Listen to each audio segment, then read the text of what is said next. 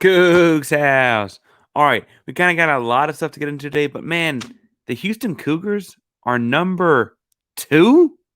Say what? You are Locked On Cougs, your daily podcast on the Houston Cougars, part of the Locked On Podcast Network, your team every day.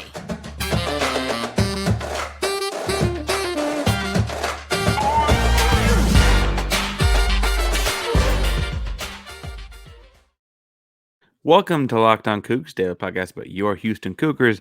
I'm your host, Houston-born teacher and coach, Parker Ainsworth, here to break down all things Cougs. If you're a U of H fan or just a hater who came to stop by, please be sure to subscribe down below. That way you can get the latest on the Cougs in your newsfeed each and every day. We appreciate you making Locked On Cougs your first listen of the day. Welcome back to YouTube channel. It's good to see you again. Remember, we're giving away I believe we're going to give away a size extra large jacket, the nice Houston Cougar Letterman jacket style jacket at 750 subscribers. So make sure you hit subscribe down below so we can get there. We may change it up. We'll see if there are not people in the XL class, or the XL size, I should say, trying to grab that. But if you hit subscribe down below, we can get there. And if you're commenting and liking the videos, you let us know that you're entering into the contest. If you can't think of anything to say today, this one may be a hot take for some Texan folks, but tell us if you like sweet tea or unsweet. And if you're new to Texas or new to Houston, yes, it's sweet or unsweet, not regular. All right, so today's episode is going to be a little bit of a hodgepodge of things. First, we do have to break down what exactly is going on with Houston being the number 2 seed in the AP poll. The second segment, we're looking at some of what Kelvin Sampson broke down on his Monday evening radio show. Just kind of, some tidbits pulling out of that were interesting and worth passing on. And then in the third segment, we're going to switch gears to football because Indiana Wijay is a legacy guy coming to the University of Houston. We got a new quarterback sign. I'm going to break down some stuff that we found on him as well. Exciting to have more quarterbacks on campus. But first, let's talk about being the number 2 team in the country. Now, Houston had a good week. They did beat Wichita State in Wichita on Thursday night. They then traveled back to Houston, probably got in, I think the stuff I'm seeing is around 2 o'clock in the morning on Friday morning, had Friday to recover, and then flew to Philadelphia on Saturday to play Temple on Sunday. Now, both games were hard fought for about 20-25 minutes, and then Houston pulls away. Houston did a very good job, as we've outlined in the recaps, of making halftime adjustments in their offensive and defensive schemes. Interestingly enough, both teams kind of attacked Houston the same way. Temple had more tough shot making, but both teams really hit the glass hard with their big fellas, and Houston was able to overcome both instances. Speaking of big fellas, Purdue and their biggest of big fellas, Zach Edey, lost on Saturday to rival Indiana in Indiana. And I think, maybe you tell me if I'm wrong in the comments, we all kind of assumed that Houston at number 3 at the time, having seen the number 1 and 2 teams fall, would bump up to number 1, because that's how this thing has gone in this, roller coaster of a college basketball season. Instead, Houston moved up to number 2, and Purdue stayed there at the top of the AP poll. Worth pointing out that all the analytics and stuff still love Houston. Top of the net, it's the top of the KenPom, top all of the different analytical stats and those kinds of looks. They all love Houston, but for some reason, Houston's having trouble breaking through that. For what it's worth, the number 3 team is Alabama, 4 is Arizona, 5 is Texas, 6 is Tennessee, 7 UCLA, 8 to that team Virginia that we beat earlier this season, 9 is Kansas, 10 is Marquette, and you could keep going. There's a couple more Big 12 or Southern teams there in Iowa State, Kansas State. Baylor is at 14. St. Mary's College, who we saw on a neutral floor in Fort Worth, is 15th after their big win over Gonzaga on Saturday night. All that is to say that Houston being number 2 is a little bit of a shocker. And admittedly, the bigger deal is being the number 1 team in April, right? When March Madness is said and done, that first weekend of April at NRG Stadium, you're going to be holding the trophy, cutting down nets, and talking about being number 1 the next day. I get that. And I understand. You don't have to go off in the comment section talking about why that's more important. I get that. But I see this as a bigger problem and trend. And I did a little bit of digging here as to why that could be, because I think seeding for a team like Houston will be really, really important. Houston has had trouble with teams that have a multiple three-point shooters and a big, right? Now, that is a really difficult combination to find in college, but the way Houston plays bigs is they double down on him, right? And then they kick out to a bunch of shooters. That's tough to cover. We saw in Temple that Khalif Battle has hit some crazy shots outside, but they also had that big 6'11", 270, 60-pound-ish guy in Reynolds down inside, right? That back and forth gave Houston problems. And then Reynolds ran out of gas, and Battle started making, the shot regress to the mean, and all of a sudden Houston runs away with it. So seeding matters to me because you get more favorable matchups as far as inferior teams along the way, right? And I think we all agree that Houston's home court advantage at NRG will be big, but getting there is just as important. So as I looked back at this, I only went back to 2017, admittedly, because it was somewhat tedious. But being in the top 3 or 4 of the AP poll at the end of the season, the final AP poll before March Madness starts, being in the top 4 does not guarantee you being a number 1 seed in a region of the bracket. However, being in the top 3, 1 or 2, and then occasionally 3 is a pretty good indicator. For instance, last year, Kansas was the number 1 seed, and they were never higher than 3 all year long. They didn't end up winning the tournament, so that's probably worth pointing out. The year before, as you go through, the Gonzaga was number 1, number 2 was Baylor, number 3 is Illinois, number 4 was Michigan. It worked out perfectly. 1, 2, 3, 4. They were all 4 1 seeds, right? That's kind of a rarity as we go back, because 2020 there was no tournament. 2019, Duke was a number 5 overall in the AP poll, the last AP poll of the season. They were a 1 seed. Number 1 was Gonzaga, right? They were a 1 seed. 2 was Virginia. They were a 1 seed. 3 was North Carolina. They were also a 1 seed. Kentucky, noticeably left out, was the number 4 team in the final AP poll. Okay, so one of those teams gets left out. 2018, Virginia were number 1 overall. Number 2 overall in the AP poll before the tournament was Villanova. Number 3 is Xavier. And then number 9 was Kansas, and they got the 4th number 1 seed. In 2017, worth pointing out, in 2018, Michigan State, Duke, Gonzaga, and Michigan all were in between there and did not get the bid for the number 1 seed, or for a 1 seed over Kansas. In 2017, Kansas was the number 1 team in the AP poll, got a 1 seed.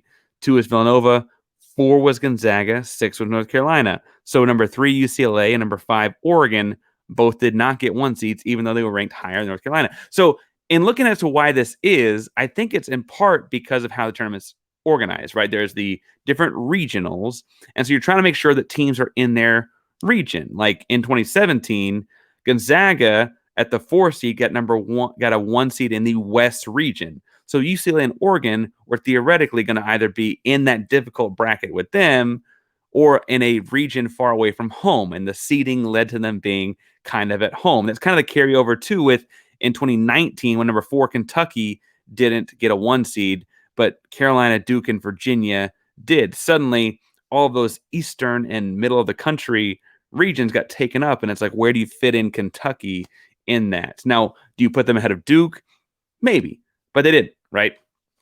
And then obviously, like, sometimes it works out nicely, like 2021, where you had Gonzaga, West Coast, Michigan, Northwest, Illinois, they kind of put as their East Coast team, and it was kind of Midwest.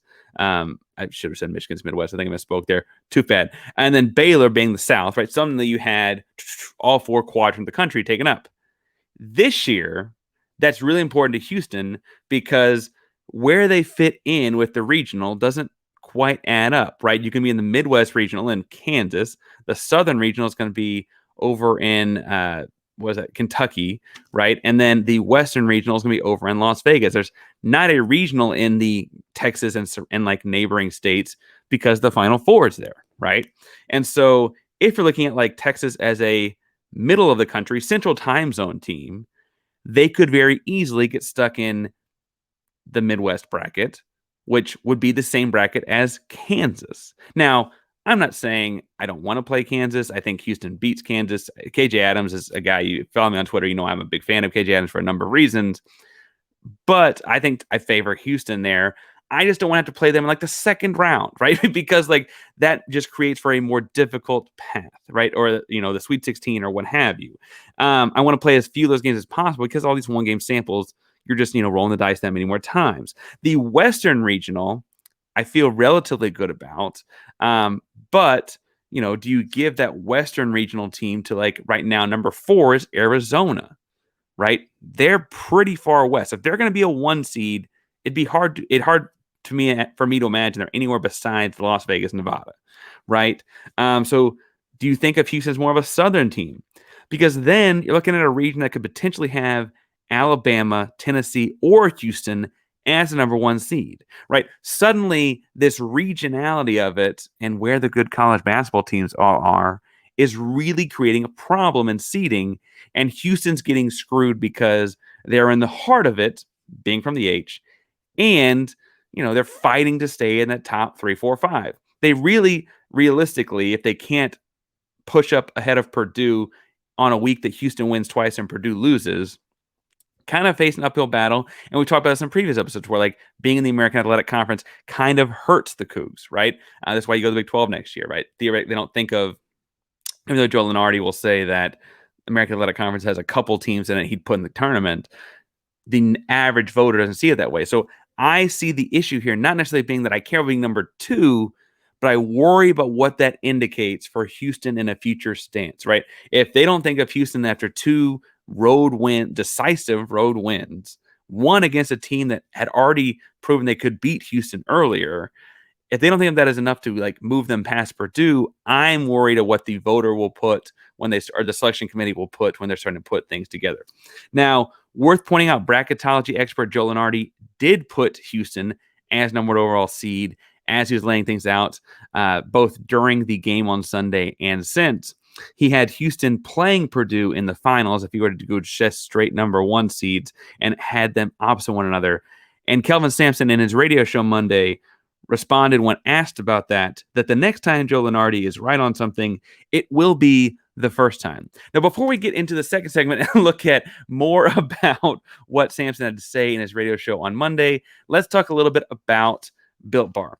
Now, I know that at this point we are into February, but if you are still keeping up your New Year's resolution and looking for a delicious treat but don't want all the fat and calories, you've got to try Built Bar. I know I'm trying to eat healthier, and I imagine most people, if they're trying to keep that resolution, are too. You've got to try Built. With Built, healthy is actually tasty. Seriously, they're so delicious, you won't think that they're good for you, perfect for your New Year's resolution. What makes Built Bar so good? Well, for starters, they're covered in 100% real chocolate. Yes, that's right, real chocolate, and they come in unbelievable flavors like churro, peanut butter brownie, and coconut almond. I'm not sure how Built does it, but these bars taste like a candy bar while maintaining amazing macros. And what's even better is that they are healthy, on only 130 calories and 4 grams of sugar with a whopping 17 grams of protein.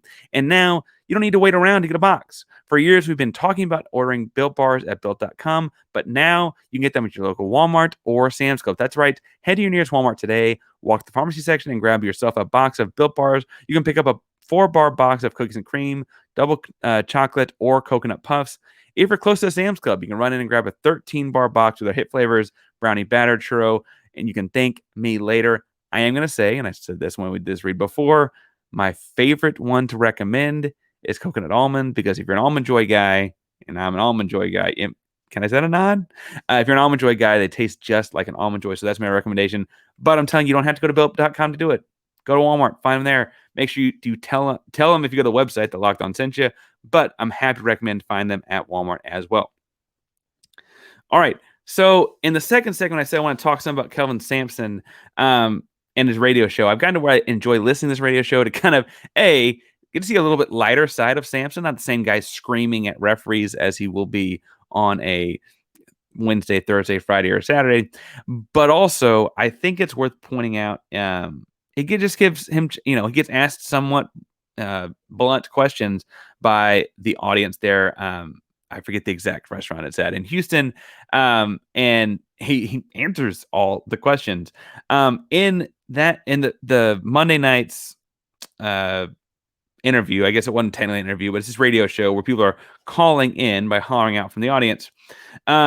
He opened up with talking about how difficult that 4-day stretch was. We mentioned that Houston played at Wichita State on Thursday night. Again, game tip-offs at 8 o'clock, and then gets back to Houston at 2:30 in the morning.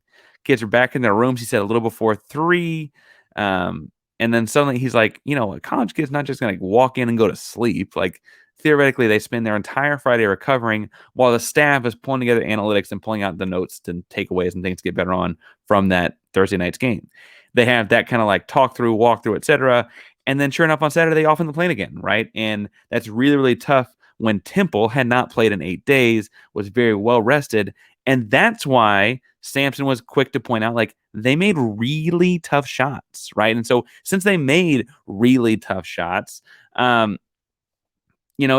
has to, you just kind of live with that. He wasn't mad at the defense, because the question was initially, what was the defensive talk at halftime? He's like, we talked about fixing some things, but he wasn't mad about it, right? The talk was more about like finding smarter shots, using your legs, right? Being smarter with the ball on offense, all those kinds of things. And then they watched slowly as Temple's shot making, as I've said several times since the game happened, regressed back to the mean, right? I will say I was intrigued by the way he talked about the city of Philadelphia as a fan base, because we don't think of it, or I don't think about, okay. Philadelphia is a college town, right? Pro sports, Eagles, Sixers, Phillies, Flyers, right? Throwing batteries at football players in the field, booing Santa Claus. Like, that's what we think about Philly as, right? And he pointed out that, like, as they were taking the bus to the game on Sunday, after eating at the hotel, quote, there was a buzz. We had never seen it like that. Everywhere you looked, you saw Temple sweatshirts, right? Not the Philly sweatshirts, not the Eagles sweatshirts, not the Sixers sweatshirts. The Eagles are in the Super Bowl this weekend, right? And he's saying on the way to the game, you saw Temple gear everywhere. He credited Aaron McKee for that, that continue to build the legacy of John Chaney up there at Temple. And that Aaron McKee, played for Chaney and played for the Sixers and is very much a part of Philadelphia basketball as a whole. And then once you get to the arena, it is a loud, wide out, sold out stadium, 10,000 people, because they got their chance to knock off top-seeded Houston, number 1 team in the country for parts of the year, Houston, for the second time at Temple, right? That's a big, big deal to them. And you and I would be intimidated by that a little bit, I think. Now, the athlete in me would probably kick in a little bit, but like, generally speaking, like, you walk in, like, that's an intense scenario. And Kelvin was quick to point out that, like, after having gone through playing basketball through COVID, you kind of appreciate the stands a little bit. He remembered the last being up there when it was kind of an empty gym, right? There was him, the team, the press. They all had masks on. That was it. There was no one else in there, right? He said in that moment, they also had like stay in a hotel 30 miles away from the stadium because of like the testing protocol on campus versus off campus and all kinds of, and like how close you had to be within the window of time and all kinds of things, right? And that appreciation was like something that you get after that. And that's just kind of, in a way, Sampson looks at things, but it was something I hadn't thought about. Like, oh, we did miss that. Like, that was as long ago as it feels, because like life continues to be like crazy long days. That wasn't that long ago. Sampson is also quick to point out, like, obviously people were asking about, play of the game, Jarace Walker, right? Like, talking about Jarace, and it was different questions about Jarace all the time. And the things I thought were interesting was he continues to praise the kid that is Jarace Walker, right? He's a great basketball player, but they found him as a great fit culturally for the program because of the way he works. He also points out that at Houston, as he said to start the conference season at Tulsa, we recruit kids that fit the way we play and the values we have. Jarace fits that, right? Like, Jarace is the kind of kid that is also going to dive on the floor for loose balls, also going to hustle after rebounds. He's working on that mud in his blood a little bit, but he is that kind of kid and that kind of work ethic kid. And I thought it was interesting. You think about like 5-star kids and academy kids and the kinds of kids that grow up in that environment, maybe trying to find the quickest path to the next level, right? Like, trying to find how can I get to the next level? You think about Ben Simmons, right? How can I get to the NBA? Coach Sampson pointed out Markelle Fultz, right? Getting through Washington to get to the NBA as quickly as possible. You've seen other guys do it at other programs, and I don't mean to say those guys are not good at basketball or that they don't make good pros or what have you. But I was interesting that Coach pointed out Jarris enjoys, per Coach's word, he said he loves being on a good team, right? That IMG team that Jarris is on had freshmen that would go, or like kids in Jarris's class that would go on to start as freshmen at Alabama and at Baylor. Two throughout the season, top 10, I guess Baylor's just outside the top 10 right now, teams with star freshmen that will soon be drafting the NBA that were all on the same high school team there at IMG Academy. Now, IMG is always going to have a good basketball program because it is an academy, but that's exceptional, right? And Jarris thrived as a distributor. If you go back and watch the tape, he's like a point center. It's crazy to watch. Thrived in being on a good team. A good team was important to Jarris. We opened the show talking about me being upset with the number 2 ranking for a number of reasons. Sampson doesn't seem to care. Got a few questions about that. He pointed out no one remembers what teams were ranked in like November, right? Now, because I know when they show us every day, I can go back and check, but no one remembers those kinds of things a few weeks later. It's more about the here and the now. So people are upset about the 2 because it's right here and right now. But if they're a 4-1 in a couple weeks, no one's going to remember the 2, right? If they're a 1 in a couple weeks, no one's going to remember the 2, right? The thing he did say he remembers, though, was, quote, I remember being happy 500 people showed up to a game, right? That's where this program has taken off to, right? And that's worth pointing out. Schematically, they talked about doubling down on the post and the monster kind of stuff. We'll talk more about that in prepping for Tulsa because I want to reflect on a couple things when we get there. But in the third segment, I want to shift gears a little bit and talk about Indiana Wijay and kind of a legacy guy coming at quarterback, kind of last minute and off the radar a little bit. But first, I got to talk to you about another big football topic, the Super Bowl. The Super Bowl is happening on FanDuel, and FanDuel is our newest buddies here at Locked On College. So we're really excited about this new sports betting partner at Locked On because they're the number one sports book in America. If you're new to FanDuel, that's even better. They have so many great features that make betting on sports fun and easy. Download FanDuel now so you can bet on Super Bowl 57 with a no-sweat first bet. You can get up to $3,000 back in bonus bets if your first bet doesn't win. Sounds pretty safe to me. I teach history. Don't take my numbers into account there. FanDuel lets you bet on everything from the money line to point spreads to who will score a touchdown. Now, I've been recommending to bet on Dallas Goedert because it felt like a fairly obvious thing that he would score a touchdown in the game. I've also said to bet on Channelview's own Jalen Hurts and the Philadelphia Eagles to win the game because Mahomes is hurt and this kind of thing. And frankly, go Channelview, go the H-Town. Now, I will say we have talked through this Goddard thing so much that what started at a plus 200 bet to watch him score a touchdown has already been taken down to plus 175. So you've got in at plus 200.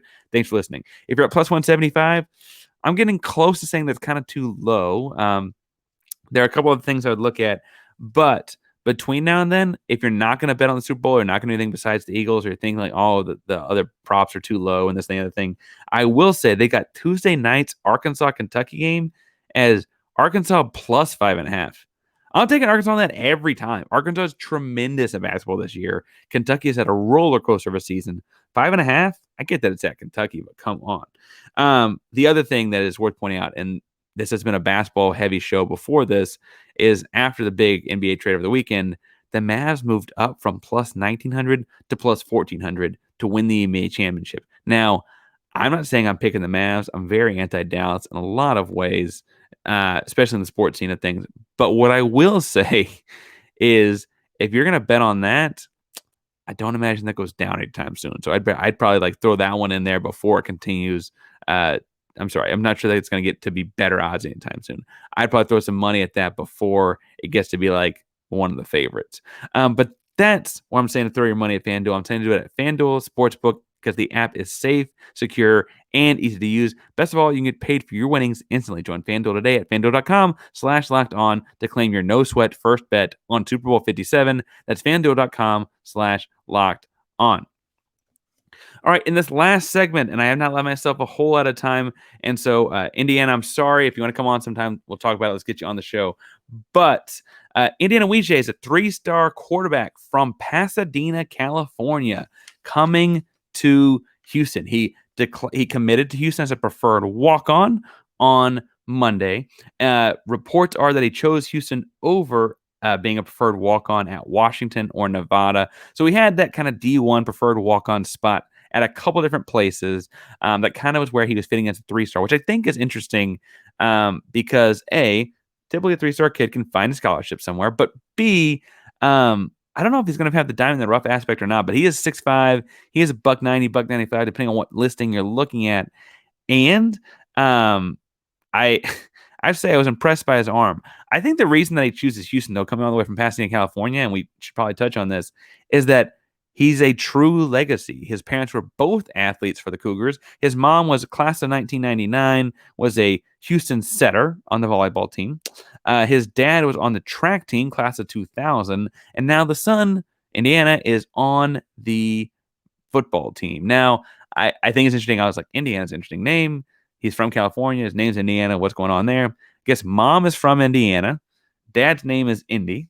Very natural fit. But he initially played at the bigger Chaminade program before, transferring to Pasadena High School. He did get Pasadena High School to the playoffs there in Southern California. California's got a weird playoff system, but they made it, and so hats off to them. They had a pretty successful season this year, both throwing the football offensively and all that, and in wins and losses. So again, I think it's good to bring that kind of again as preferred walk on. The guy knows how to win. He's also a 3-sport guy, and I like that for these walk-ons or guys that might not start right away kind of positions, because it means that there's going to be development happening, right? Once a kid comes into your program and he has like just football to focus on, he's not focusing on jump shots or playing first base or his serve in tennis or swimming or whatever. We don't get a whole lot of swimmers, tennis players. Yeah, fair. But I have to say that you see exponential growth in them in that first like 18 months. And they usually put on a little bit of good weight because they've been in the weight room because they hadn't gotten they're never in an off season, right? I usually get excited about those kinds of guys. Now, typically, I'm thinking about like a guy that football, basketball, track and plays receiver, right? That I'm being honest, right? I'm thinking about like that kind of a long, bouncy athlete, not necessarily a 6'5", 200-pound quarterback playing through other sports. But I think that that's indicative of the kind of competitor he is. I'd say I watched the highlight. He has a huddle tape out. It's not on Rivals, stuff like that.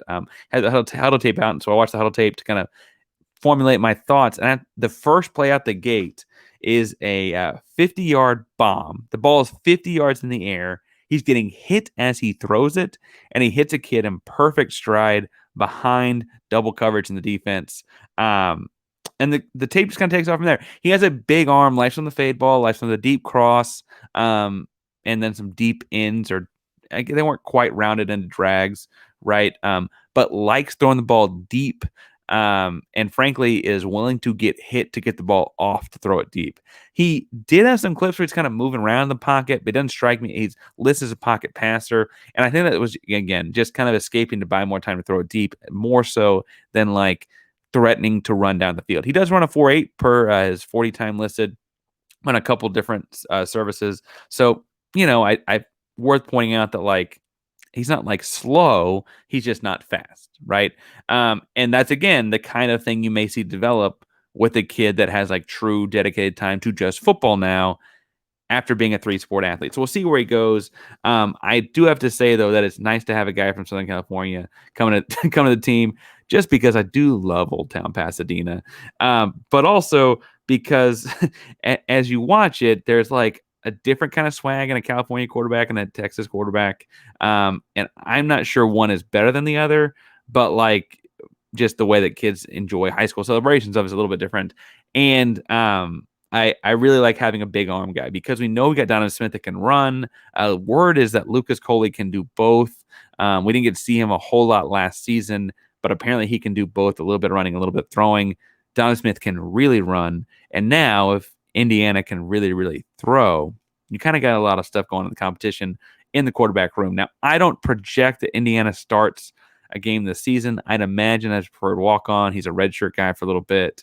But I will say, there have been in the Big 12 big-time walk-on quarterbacks making big-time splashes, none bigger than Heisman Trophy winner Baker Mayfield, right? So, like, obviously, that's a fairly, like, big pair of shoes to fill. But as we enter the Big 12, those shoes have been filled in the Big 12 before. So, like, maybe we'll see. Anyway, I'm excited to have him on campus. I'm excited to see him play for the Cougars, and I hope to see him, even if it's not in this spring game necessarily, hope to see him develop some in his first couple years in Houston and really, grow into this, right? You get to focus on football now and grow into it. If you want to talk to me about Indiana Wijay, Old Town Pasadena, Hoop, Sampson, whatever you want to talk about, you can find me at Painsworth512, Painswrth 512 on Twitter, Instagram, all your various social media handles. I'll be happy to talk all things Houston Cougars. The Rockets lost an ugly one Monday night. We can talk about them too. The Astros, the Texans. I do like the Miko Ryans hire as much as I begrudgingly watch the Houston Texans. Jordan Tinkers, whatever you got, I got that on a full wall behind me. All things Paints with 512. Thank you all so much for tuning in today. If you're looking for a second listen of the day, I'm going to recommend Locked On College Basketball. Now, Andy and Isaac, if you hear this, you did upset me when you both agreed that Purdue should be the number one team overall because we all know it should be Houston. And we went through that in the first part of the segment. So I'm going to do it again. But that's a great podcast. Go listen to it. It's a daily national college basketball podcast here at Locked On Podcast Network. Andy and Isaac do a great job. So make sure you go check them out. Thank you all so much. Make sure you subscribe. And if you're listening on audio platforms, download, rate, review, do all the wonderful things. Give us a thumbs up and a comment down below. And Locked On Cougs, primary Locked On Podcast Network. Your team every day. Go Cougs.